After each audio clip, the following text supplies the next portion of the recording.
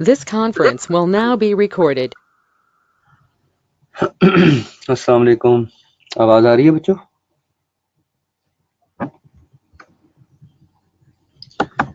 Okay great. क्या हाल है आपका? आप सब खैरियत से हैं? ठीक ठाक हैं? I hope everyone is fine. Wonderful, that's great. Welcome back. आज इंशाल्लाह हम 6 चैप्टर स्टार्ट करेंगे, but before that a quick overview of what we have discussed so far and what we are going to study in the next almost a month and a week. अभी तक हम क्या पढ़े हैं और आगे हमने मज़ीद क्या क्या पढ़ना है, इस पे हम क्विक डिबेट करेंगे। जी वहाँ से कर लें ज़ेबा, बिल्कुल वहाँ से कर सकते हैं, डजंट मैटर, बिल्कुल वहाँ से कर लें। वो अगर आपको बल्कि उनको आप व्हाट्सएप पे शेयर भी कर दीजिएगा, so that others can also get benefit of it. Yes I can understand कि हमारे आईटी सिस्टम्स जो हैं वो काफ़ी कॉम्प्लिकेटेड हैं, उसमें से हमें खुद बुलेट पॉइंट्स निकालने और उनको मैनेज करना है। So if you feel it कि you can study it from there, you can do so. Okay, अच्छा जी, अभी तक हम क्या पढ़ाए हैं और आगे हमने क्या पढ़ना है, ये एक क्विक सी डिबेट है, अ वेरी क्विक डिबेट। हमने if you remember when we started off the subject, हमने जब सब्जेक्ट को स्टार्ट किया था हमने कहा था कि business management and behavioural studies is a combination of two concepts हैं इसके अंदर। BMBS जो है that is calvary from BMBS जो है, इसके दो मेन कंटेंट। हाँ, आतिफ आबदी की बुक में भी बुलेट पॉइंट्स हैं, वहां से भी देख सकते हैं। देखिए, as far as any study text is not compromising on the content which is found in ICAP study text, ठीक है, it's fine. Okay, दो कॉन्सेप्ट्स हैं। पहला कॉन्सेप्ट है business management. First concept is business management. Business management establishes a basic principles and rules to manage a business, जिसमें हमने क्या क्या पढ़ा। For example we discussed theories of management, we discussed environment, we discussed structure, we discussed change and we discussed culture, IT systems। ठीक, ये वो सारे के सारे प्रोसेसेस हैं जो कि बिजनेस की मैनेजमेंट को हेल्प आउट करते हैं। हाँ हाँ बिल्कुल वहां से कर सकते हैं, कर सकते हैं, कोई मुजायका नहीं है, कोई मुजायका नहीं है, बिल्कुल कर सकते हैं। जी बिल्कुल, बुलेट देखो बात तो वही है ना, आप ICAP की किताब से पैराग्राफ पढ़ के बुलेट पॉइंट्स खुद बना लें, या अगर आपको बने बनाए बुलेट पॉइंट्स मिल रहे हैं लेट्स से पैक की अपनी किताब से या किसी और की किताब से, तो you can refer to it, doesn't matter, फर्क नहीं पड़ता। ठीक है जी। So now what happens is, अभी तक जो हमने डिस्कस किया है, whatever we have discussed so far is what we call business management. ठीक है, बिजनेस मैनेजमेंट जो है इज अ साइंस, ये साइंस है। साइंस क्या होती है? Based on predefined rules and principles. ठीक है, जैसे स्ट्रक्चर है, जैसे थेरी है, फॉर एग्जांपल थेरीज हैं, ऑर्गेनाइजेशनल स्ट्रक्चर है, ऑर्गेनाइजेशनल चेंज है, कल्चर है, मॉडल्स हैं। ठीक है, तो बिजनेस मैनेजमेंट जो है ये it's more of a science. इसके अलावा दूसरा इंपॉर्टेंट कंपोनेंट है पीपल। ठीक है, the human resource that work in an organization have their respective behaviors। ठीक है, जो ह्यूमन रिसोर्स एक इदारे में ऑपरेट करता है उनके अपने रिस्पेक्टिव बिहेवियर्स होते हैं। ठीक है, and that is what we call as an art, understanding employee behavior, understanding employee behavior is an art more than a science। ये साइंस से ज्यादा एक आर्ट है, it is an art more than a science.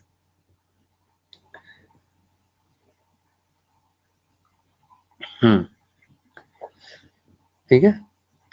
और behaviours जो कि हर इंसान के मुख्तलिफ होते हैं, एवरी पर्सन, ये भी हम डिस्कस करेंगे, every one in an organisation has a different set of behaviours. ठीक है, जो आते हैं कहाँ से हैं, that is derived from,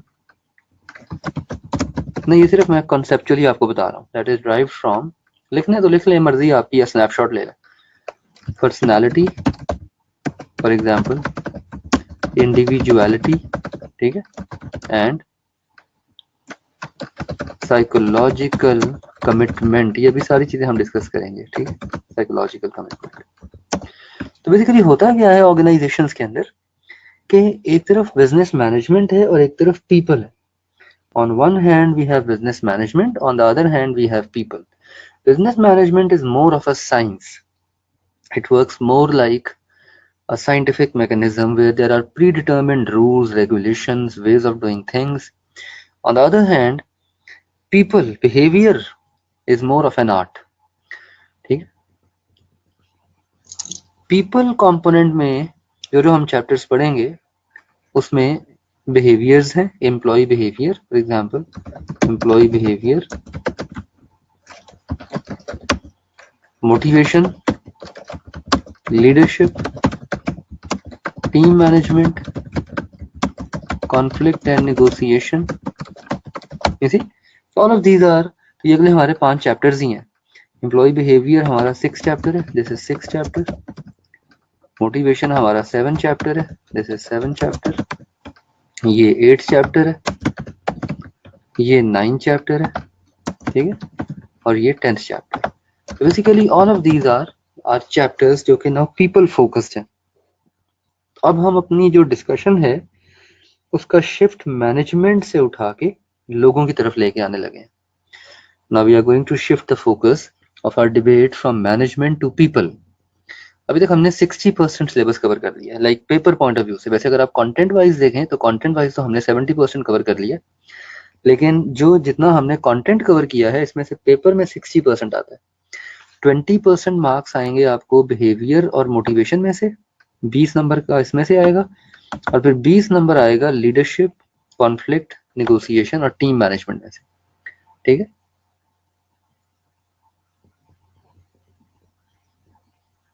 ji I will do that, मैं कर दूंगा। सो ये बेसिकली आपके अब 2 पार्ट्स हैं। तो अब हमारे 2 पार्ट्स रह गए हैं। स्टडी ग्रिड के मुताबिक अगर आप वो स्टडी ग्रिड याद करें जो हमने पहली लेक्चर में फर्स्ट क्लास में ड्रॉ की थी, if you just recall that study grid, तो स्टडी ग्रिड के मुताबिक अब हमारे 2 पार्ट्स रह गए। Part C employee behaviour and motivation, and part D leadership, team management, conflict and negotiation. ये हमारे पार्ट्स रह गए हैं डिस्कशन वाले।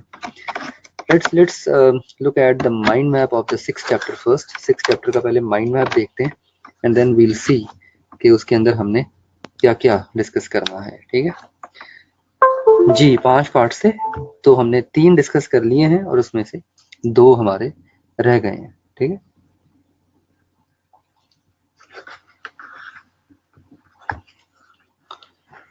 सिक्स चैप्टर जो है इसको हम डिवाइड करते हैं 5 पार्ट्स के, 5 पोर्शंस के अंदर।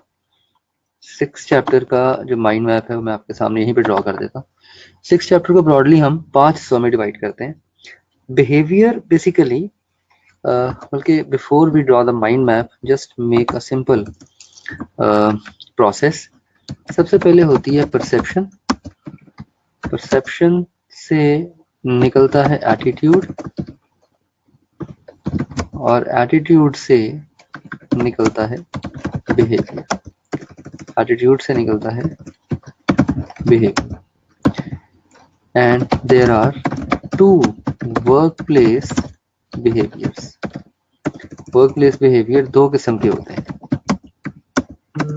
वर्कप्लेस बिहेवियर्स जो हैं वो 2 किस्म के होते हैं, job satisfaction and job stress. तो ये सिंपल सी एक फ्लो याद रखिएगा। परसेप्शन सबसे पहले आती है, परसेप्शन से एटीट्यूड निकलता है, एटीट्यूड से बिहेवियर्स निकलते हैं, और वर्कप्लेस बिहेवियर जो है इसकी 2 किस्में होती हैं, job satisfaction and job stress.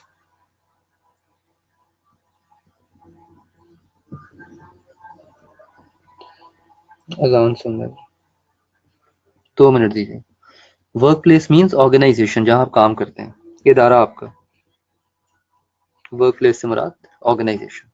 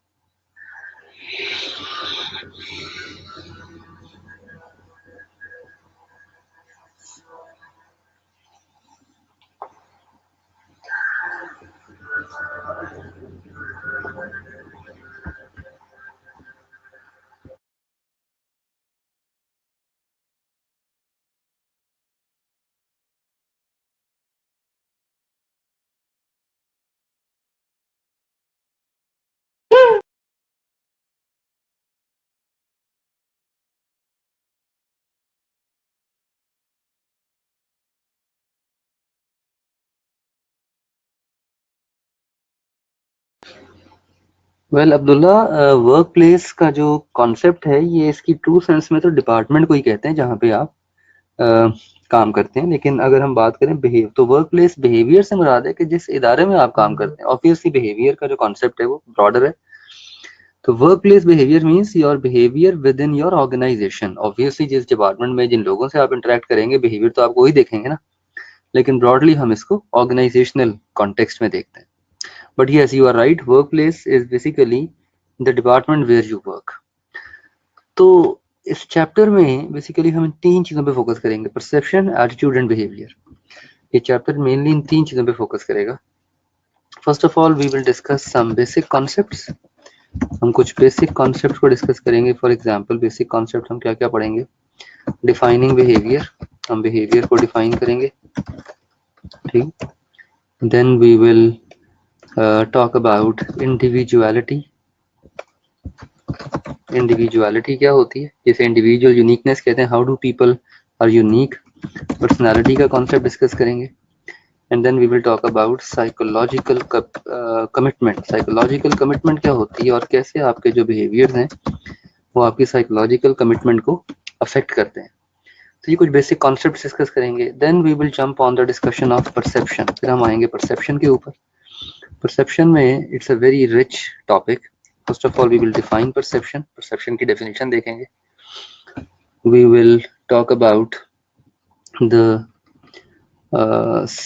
senses that develop perception। वो कौन सी senses हैं जो आपकी perception को develop करती हैं, ठीक है। we will look at sources of perception। हम perception की sources को discuss करेंगे, ये important है। then we will talk about perceptual process। हम perceptual process को discuss करेंगे। perceptual process क्या होता है? Sensation versus perception. सेंसेशन में और परसेप्शन में क्या फर्क होता है? Very important topic.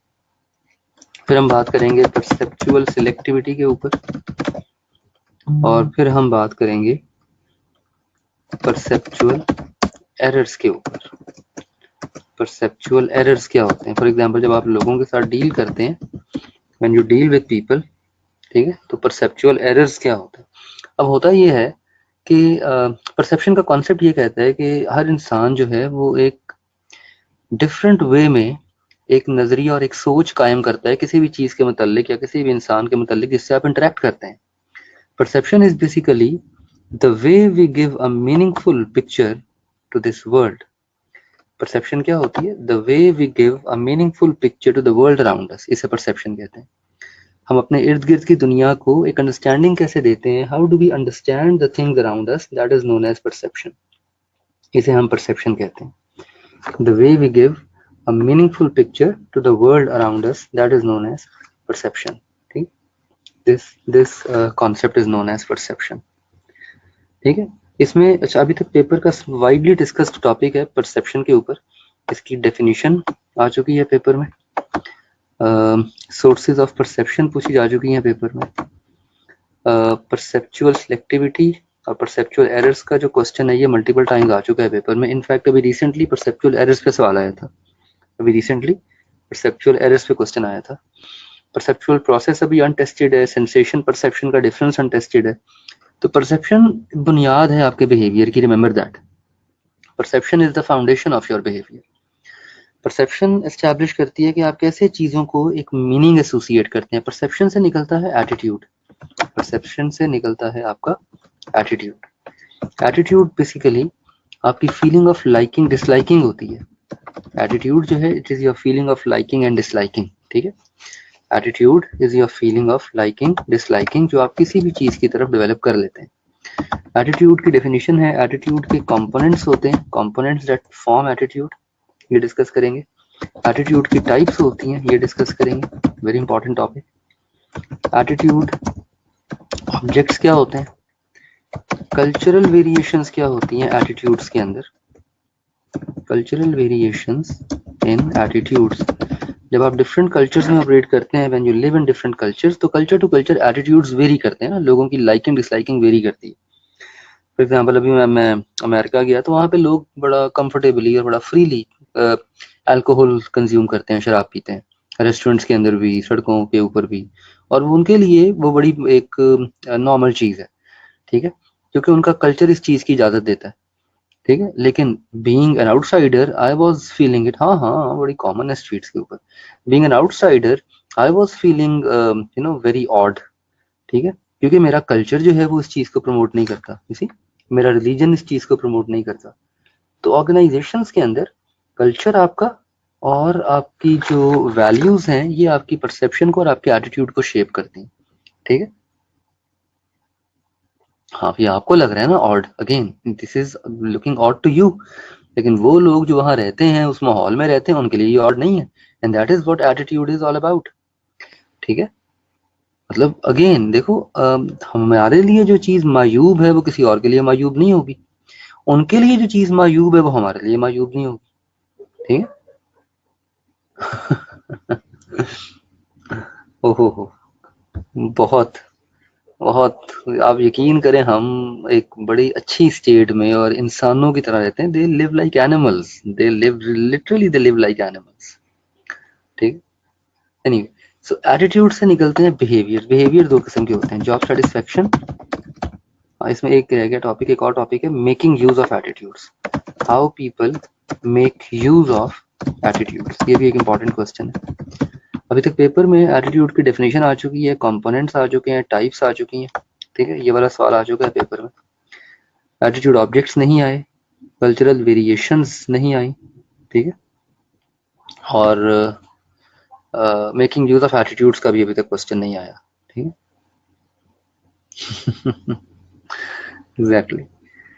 So job satisfaction और जॉब स्ट्रेस, ये दो किस्म के बिहेवियर्स हैं। जॉब सेटिस्फेक्शन क्या होती है? जॉब सेटिस्फेक्शन को हम डिफाइन करेंगे, इसकी डेफिनेशन। देन जॉब सेटिस्फेक्शन की दो टाइप्स होती हैं, will talk about types of job satisfaction. Then we will discuss outcomes of job satisfaction, outcomes क्या होते हैं जॉब सेटिस्फेक्शन के। Then we will talk about factors that affect job satisfaction. ठीक है?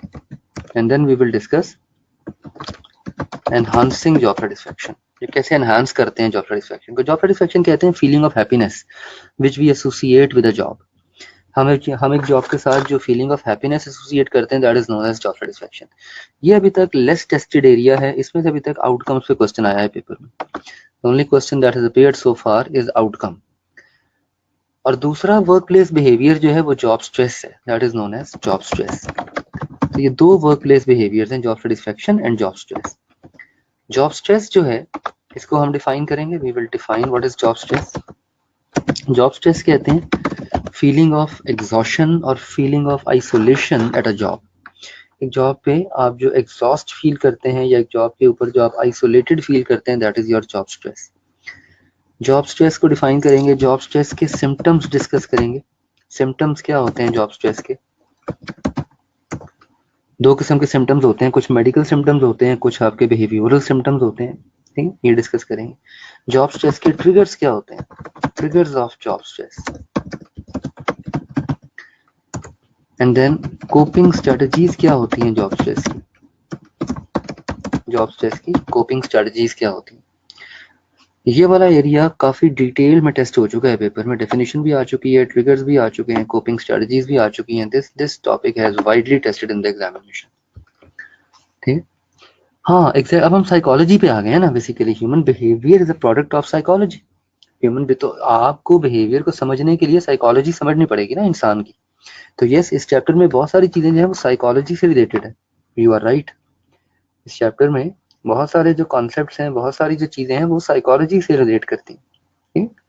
सो in order to understand human behaviour we need to understand human psychology. तो ये basic concept अभी तक क्वेश्चन कभी नहीं आया। Exactly, it is easy. Yes, देखिए एक्चुअली अभी तक आप लोगों ने किसी इदारे में काम नहीं किया था ना। You have never practised management practically, ऐसा ही। You haven't worked in any organisation so far. तो आपके लिए मैनेजमेंट के कॉन्सेप्ट सारे नए थे, थ्योरीज नहीं थी आपके लिए। वो सारे के सारे जो कॉन्सेप्ट्स हैं वो प्रैक्टिकली, चूंकि अब बिहेवियर तो हम हमारी रोजमर्रा की जिंदगी का एस्पेक्ट है ना। हम रोज लोगों से मिलते हैं, हम रोज इंटरेक्ट करते हैं। तो बिहेवियर जो है that is part of our daily routine and our daily interactions. ठीक है, तो दैट्स व्हाई इस चैप्टर में और अगले चैप्टर्स में आपके लिए कंसेप्चुअल डिटेलिंग जो है वो थोड़ी बेहतर होगी कि आप ज्यादा जल्दी रिलेट कर पाएंगे चीजों को।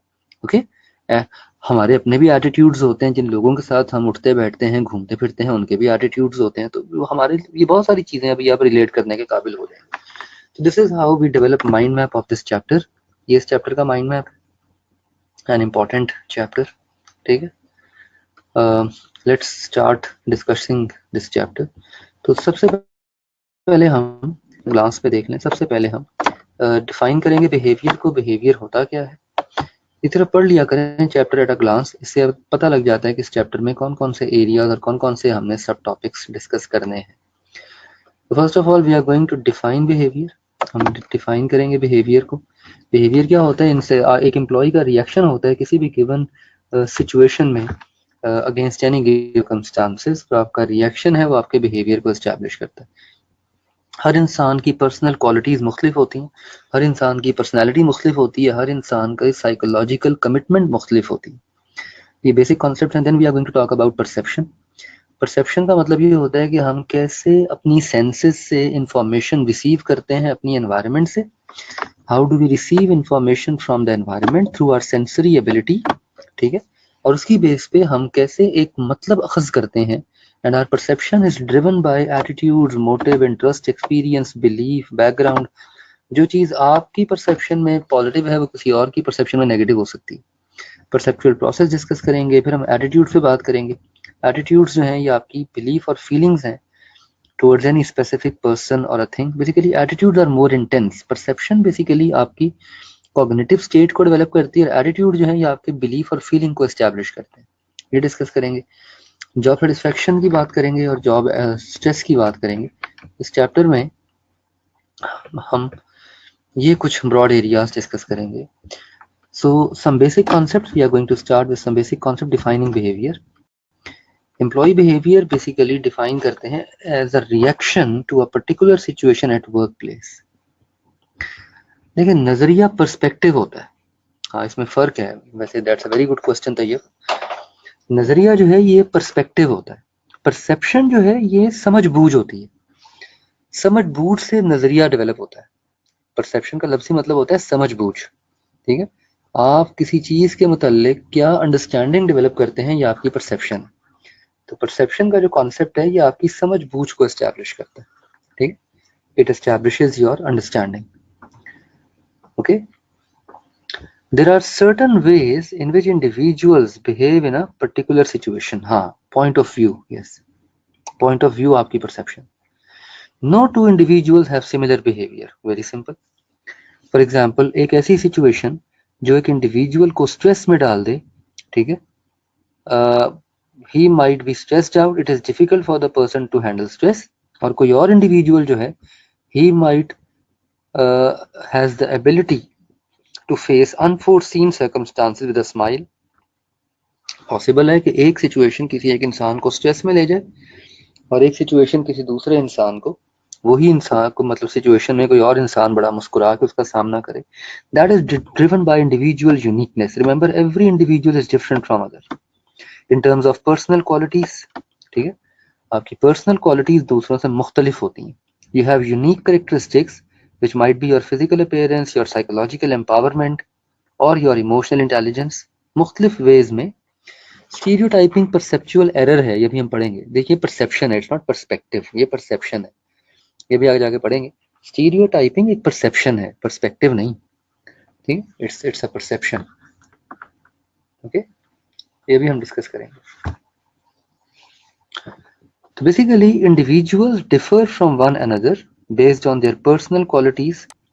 साइकोलॉजिकल एम्पावरमेंट, साइकोलॉजिकल एम्पावरमेंट कहते हैं किस हद तक एक इंडिविजुअल ये बिलीव करता है दैट ही और she can control a situation. Psychological empowerment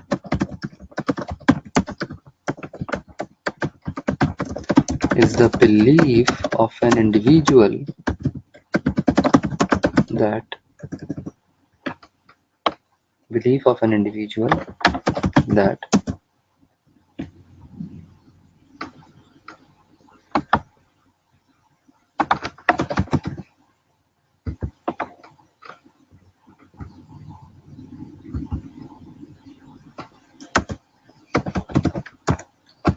he she can control a situation। ना ना यार, पॉइंट ऑफ व्यू जो है ये आपका आपकी समझ बूझ होती है ना। आप मतलब आपका किसी चीज के मुतालिक नुक्ता निगाह होता है, तो पॉइंट ऑफ व्यू आपका नुक्ता निगाह है, और नुक्ता निगाह जो है ये परसेप्शन से डेवलप होता है, ठीक है। मैं आपसे पूछता हूँ अल्कोहल, शराब अच्छी चीज है कि बुरी चीज है, क्या ख्याल है आपका? If I ask you a question that whether alcohol, बहुत बुरी चीज है ना। अब ये क्या है, ये पर्सपेक्टिव है या ये परसेप्शन है? अच्छी चीज वेरी बैड।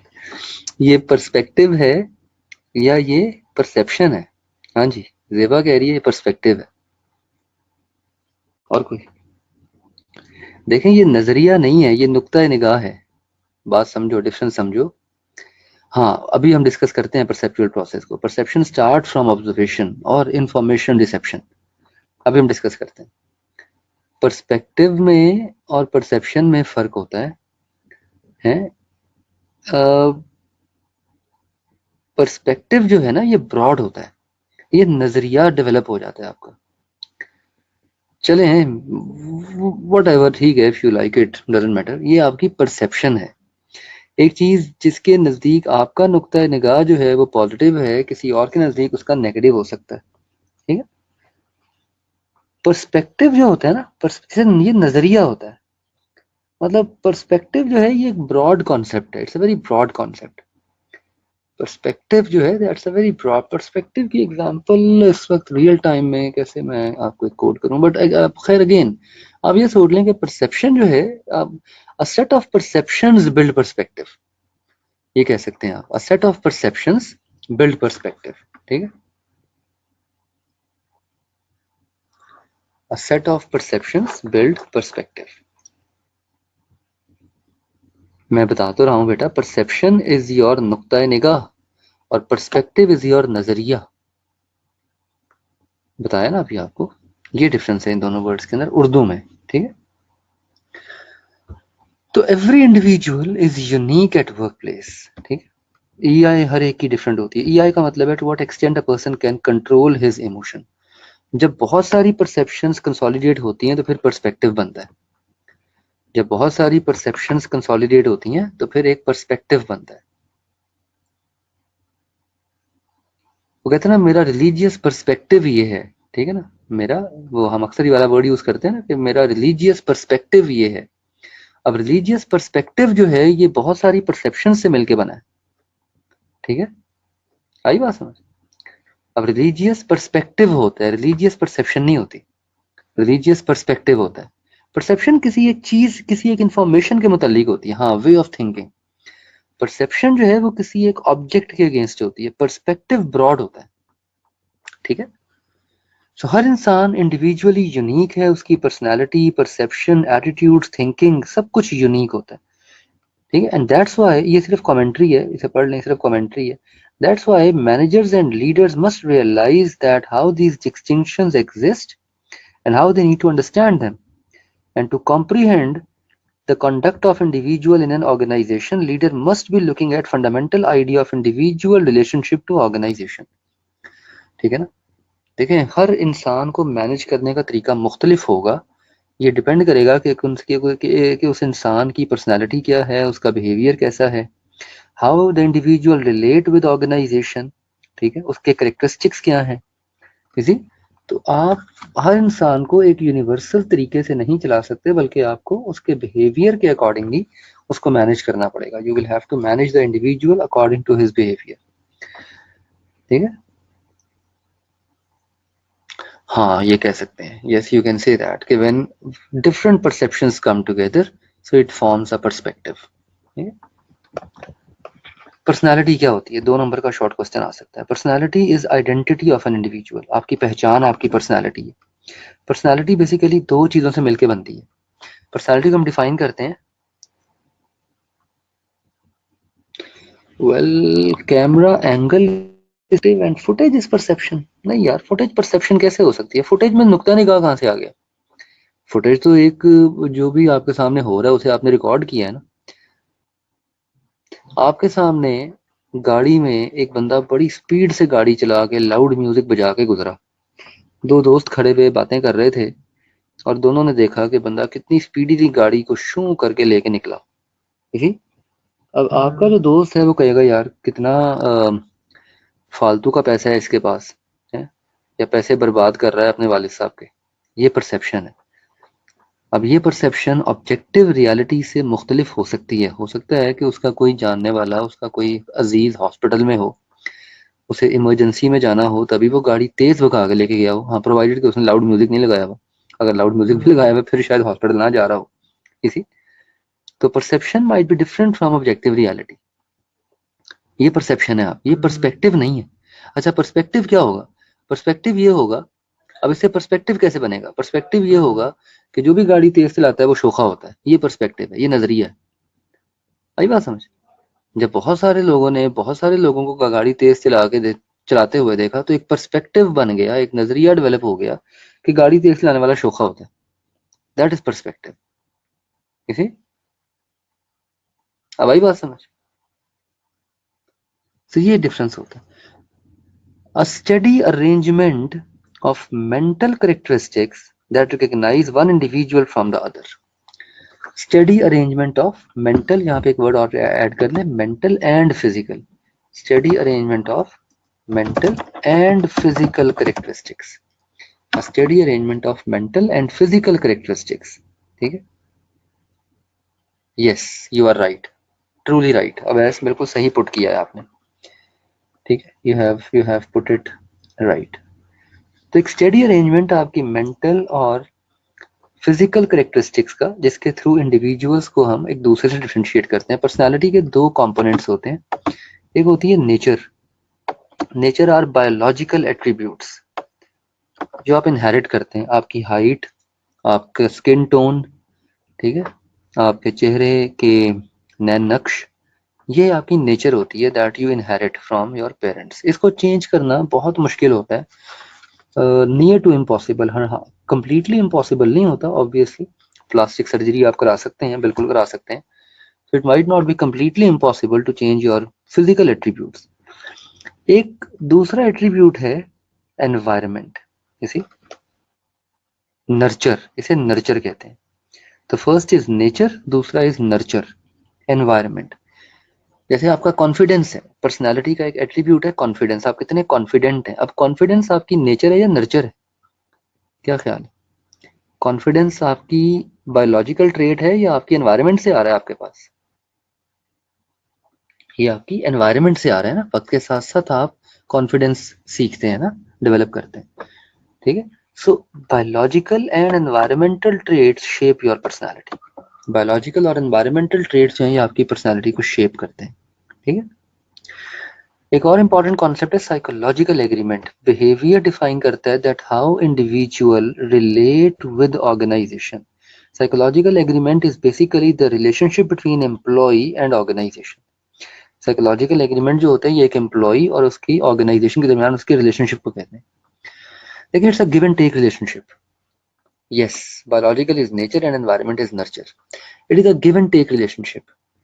एक एम्प्लॉय अपने इदारे को क्या देता है, एक एम्प्लॉय अपने इदारे को क्या देता है? कमिटमेंट देता है, एफर्ट देता है, नॉलेज देता है, स्किल देता है, एबिलिटी देता है, टाइम देता है, लॉयल्टी देता है। और इसके एवज में इदारा उसे क्या देता है? उसे रिवॉर्ड देता है, कॉम्पनसेशन देता है, फाइनेंशियल नॉन फाइनेंशियल ग्रोथ देता है, जॉब सिक्योरिटी देता है, रिकग्निशन देता है, प्रोफेशनल ग्रोथ देता है। So basically psychological agreement is a give and take relationship between employee and organization. Employee's contribution depends on his behavior. Employee की जो contribution है वो उसके behavior पे depend करती है. Employee's contribution depends on his or her behavior. For example, अगर आप theory X से belong करते हैं, if you belong from theory X, अगर आप theory X से belong करते हैं, ठीक है, तो आपकी जो contribution होगी वो थोड़ी कम होगी, तो ऑटोमेटिकली इदारे की भी contribution कम हो जाएगी। अगर आप theory Y से belong करते हैं, if you belong from theory Y, तो आपकी कंट्रीब्यूशन ज्यादा होगी, तो ऑटोमेटिकली आपके इदारे की भी कंट्रीब्यूशन ज्यादा हो जाएगी। तो this concept is known as psychological agreement. ये अभी तक अनटेस्टेड है सारा एरिया यहाँ तक। तो इसके ऊपर एक दो नंबर का शॉर्ट क्वेश्चन पेपर में आ सकता है। What is personality, what is psychological agreement, what is individual uniqueness, ठीक है। यहाँ तक कहानी स्टार्ट होती है परसेप्शन की। तो अभी तक हम लोगों ने बिहेवियर को डिफाइन कर लिया, इंडिविजुअलिटी देख ली, पर्सनैलिटी देख ली और साइकोलॉजिकल कमिटमेंट देख ली, ठीक है, साइकोलॉजिकल एग्रीमेंट देख लिया। अब हम बात करते हैं परसेप्शन की। Let's define perception. तो परसेप्शन कहते हैं a process through which individual receive information through their sensory impressions. Sensory impressions कौन कौन से हैं? सेंस ऑफ साइट, देखने की हिस्स, सुनने की हिस्स, सूंघने की हिस्स, टेस्ट करने की हिस्स, छूने की हिस्स। 5 हिस्सें होती हैं ना आपके अंदर। हर इंसान के अंदर 5 सेंसेस होती हैं और इन 5 सेंसेस से आप इंफॉर्मेशन रिसीव करते हैं और उस इंफॉर्मेशन को फिर आप ऑर्गेनाइज करते हैं और इंटरप्रेट करते हैं to give a meaning to the environment. अपने गिर्द एनवायरनमेंट को एक मतलब देने के लिए आपकी परसेप्शन होती है, ठीक है। तो perception basically is a process by which we attach a meaning to the world around us. Perception एक प्रोसेस है जिसके थ्रू जो है ना सिक्स सेंस, ये एक फिजिकल सेंस नहीं है, it's not a physical sense, ठीक है, it is not a physical sense, ये एक फिजिकल सेंस नहीं, ठीक है, it is not a physical sense. Six sense में आपकी गट फीलिंग होती है, मुझे लग रहा है कि ऐसा होगा, जिसे गट फीलिंग कहते हैं, ठीक है। बाज लोगों की स्ट्रांग होती है गट फीलिंग, बाज लोगों की वीक होती है। गेस पावर नहीं, गेस पावर एक तो एक और कॉन्सेप्ट है, एक होती है गट फीलिंग कि मुझे महसूस हो। जैसे फॉर एग्जांपल अक्सर आप घर बैठे हैं और आपको ऐसे ही लगता है यार मेरा ख्याल है कोई ना कोई मेहमान आएगा घर में आज, और वाकई मेहमान आ जाता है ना, that is gut feeling. You see, that is gut feeling, to be able to foresee, to be able to foresee what might be coming, ठीक। लेकिन खैर परसेप्शन जो है वो गट फीलिंग पे डिपेंड नहीं करती, परसेप्शन डिपेंड करती है 5 सेंसेस के ऊपर। परसेप्शन डिपेंड करती है 5 सेंसेस के ऊपर। परसेप्शन में अभी हम डिस्कस करेंगे परसेप्चुअल प्रोसेस। इसके अंदर 3 स्टेजेस होती हैं, observation, organisation and interpretation. Perceptual process start होता है इंफॉर्मेशन को लेने से, रिसीव करने से। हम इंफॉर्मेशन रिसीव करते हैं ऑब्जर्व करके भी, हम इंफॉर्मेशन को रिसीव करते हैं और मैकेनिज्म के थ्रू भी, ठीक। Then there is organisation and then there is interpretation. फिर आप उस इंफॉर्मेशन को ऑर्गेनाइज करते हैं अपने माइंड में और फिर आप उसे इंटरप्रेट करते हैं। People perceive same thing differently. It is if every individual perceived everything in the same manner, the world is going to be boring. दुनिया में ना कॉन्फ्लिक्ट होंगे, ना लड़ाइयाँ होंगी, ना कंपटीशन होगा, दुनिया का निज़ाम रुक जाएगा अगर परसेप्शन सबकी सेम हो जाएगी। दुनिया में लोगों की परसेप्शन मुख्तलिफ होती है तो दुनिया का मामला चलता है, अदरवाइज अगर परसेप्शन दुनिया में लोगों की सेम होगी तो दुनिया का मामला चलेगा ही नहीं। ठीक है ना? तो परसेप्शन बेसिकली आपके बिहेवियरल रिस्पॉन्सेज को फ्रेम करती है through attitudes. Through attitudes, perception के थ्रू हम अपने बिहेवियरल रिस्पॉन्सेज को फ्रेम करते हैं, लेकिन उसके अंदर एटीट्यूड आता है पहले। ठीक है? No two people view the world exactly the same. Perception दुनिया में किसी की सेम नहीं हो सकती। इसी और ये भी पॉसिबल है कि परसेप्शन में not be in accordance with objective reality of the situation. आप जो परसीव कर रहे हैं वो ऑब्जेक्टिव रियलिटी से मुख्तलिफ हो सकती है। आप जो परसीव कर रहे हैं, जी अब्दुल्ला, आप जो परसीव कर रहे हैं वो ऑब्जेक्टिव रियलिटी से मुख्तलिफ हो सकती है। It can be different from objective reality. हकीकत कुछ और हो सकती है। इसमें बड़ा अच्छा एक वाकया मैं पढ़ रहा था, वो एक किसी ने शेयर किया था फेसबुक के ऊपर, यही बताने के लिए कि ऑब्जेक्टिव रियलिटी कुछ और होती है और हम उसे किसी और वे में परसीव कर रहे होते हैं। वो एक शॉर्ट वीडियो क्लिप था, एक क्विक वीडियो क्लिप था, उसमें दिखाया ये हुआ था कि एक बंदा जो है वो ट्रेन में सफर कर रहा है, डब्बे में, कैबिन में, और 3 उसके बच्चे हैं और वो तीनों बच्चों ने ऊधम मचाया हुआ है कैबिन के अंदर और शोर कर रहे हैं कैबिन में, और बाकी जो पैसेंजर्स हैं वो डिस्टर्ब हो रहे हैं।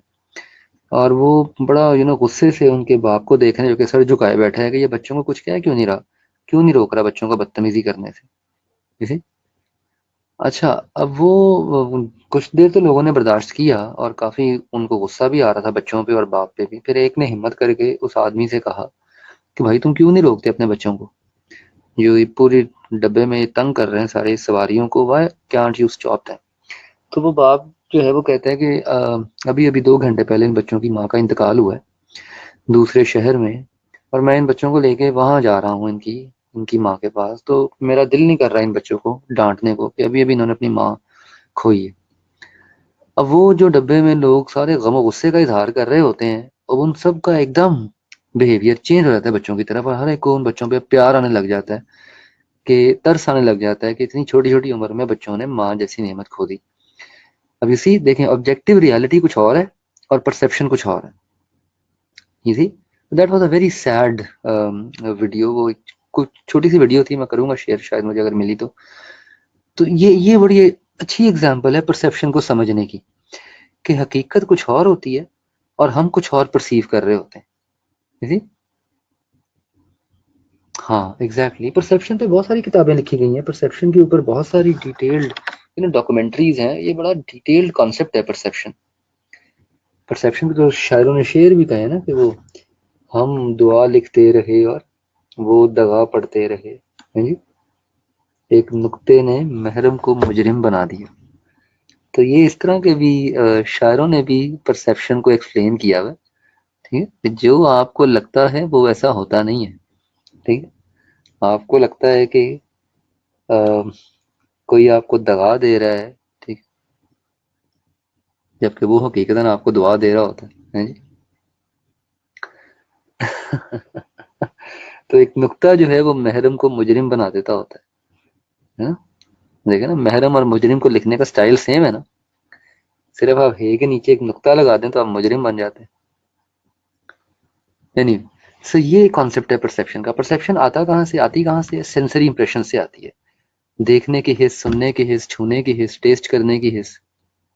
ठीक है, बस ये आखिरी टॉपिक है। और ये परसेप्शन की सोर्सेज होती हैं, बस यहाँ पे कंक्लूड करेंगे, यहाँ तक कंक्लूड करेंगे। ये परसेप्शन की सोर्सेज हैं। परसेप्शन डिपेंड करता है आपके एटीट्यूड पे, परसेप्शन डिपेंड करती है आपके मोटिव्स पे, मोटिव्स कहते हैं अजाइम को। परसेप्शन डिपेंड करती है इंटरेस्ट पे, एक्सपीरियंस पे, एक्सपेक्टेशंस पे, बिलीफ पे, बहुत सारे कल्चर पे, रिलीजियन पे, इसी बहुत सारी चीज़ों पे परसेप्शन जो है वो डिपेंड करती है। ऑलराइट, कल यहीं से इंशाल्लाह कंटिन्यू करेंगे। मैंने नवीद आपको बताया था कि मेमोराइज करने का आसान तरीका ये होता है कि सबसे पहले आप एक टॉपिक के कीवर्ड्स को हाईलाइट करें और उसके की पॉइंट्स की लिस्ट या बुलेट्स बना लें। फिर उन बुलेट्स को आप मेमोराइज करके try to then reproduce it in your own words, उसे फिर आप रिप्रोड्यूस करने की कोशिश करें, ठीक है। It is just practice, read it, memorise it and practice it, read it, memorise it and practice it. और मेमोराइज करने के लिए अगेन आसान तरीका ये है कि की वर्ड्स बना लें। जैसे एग्जांपल देता हूँ, चलें चलें एक एग्जांपल देता हूँ। इंडिविजुअल यूनिकनेस का टॉपिक आपने समझना है और याद करना है, ठीक है। इसके की पॉइंट्स क्या क्या हैं? पहला की पॉइंट क्या है इसका? Every individual is different from other. ये 3 लाइनें लिख लें, ये 3 लफ्ज लिख लें एक लाइन में, every individual is different from other, ठीक है। Every individual has unique characteristics, ठीक है। कौन से करेक्टरिस्टिक्स? आगे लिस्ट बना लें, physical appearance, psychological empowerment, emotional intelligence, ठीक है। Every individual has a different set of following features, कौन कौन से? Personality, perception, attitude. ये आपने इंडिविजुअलिटी को एक्सप्लेन कर दी। इसमें 3 इंपॉर्टेंट पॉइंट्स हैं। पहला पॉइंट है जस्टिफाई, बताना कि हर इंडिविजुअल मुख्तलिफ है। कैसे मुख्तलिफ है? करेक्टरिस्टिक्स की बुनियाद पे मुख्तलिफ है और डिफरेंट फीचर्स की बुनियाद पे मुख्तलिफ है। Simple as that. नहीं 100% रट्टा नहीं लगाना इसके अंदर, अपनी वर्डिंग बिल्कुल यूज कर सकते हैं। अगर आप एग्जामिनर कमेंट उठा के देखें तो आप अपनी वर्डिंग बिल्कुल यूज कर सकते हैं, ठीक है। आपने सिर्फ कीवर्ड्स पे फोकस करना है। You can thoroughly use your own wording, nobody is stopping you. कोई नहीं रोक रहा आपको अपनी वर्डिंग यूज करने से, ठीक है। Got it?